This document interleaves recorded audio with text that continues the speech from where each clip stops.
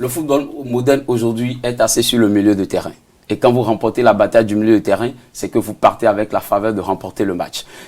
À cet effet, dans cette perspective, moi je pense qu'au milieu de terrain, on peut quand même essayer de créer un petit quelque chose. Quand nous parlons de la gestion des joueurs, avec le trio qui se fait désormais au milieu de terrain, ce trio dans la majeure partie où il y a des récupérateurs, moi je pense qu'il est temps de mettre un milieu offensif dans le jeu. Et les confrères en ont abordé le volet tout à l'heure en parlant de ce joueur que vous connaissez très bien, qui a quand même une palette technique qui peut nous aider au milieu de terrain. Mais moi je dis, il faut savoir gérer l'effectif que l'on a. Et en termes de gestion, je pense ici d'Almeida par exemple. On sait que c'est quelqu'un qui a une certaine débauche d'énergie. Il va au charbon, il presse énormément, il défend beaucoup. Mais sur la durée, ça ne donne pas, il n'est pas aussi endurant. C'est-à-dire, il ne fait pas pleinement les 90 minutes. Mais regardons les facettes de jeu et voyons si l'équipe a besoin maintenant de préserver son score ou bien bon voilà de chercher quand même à embêter, on peut le faire entrer, donc on peut le ménager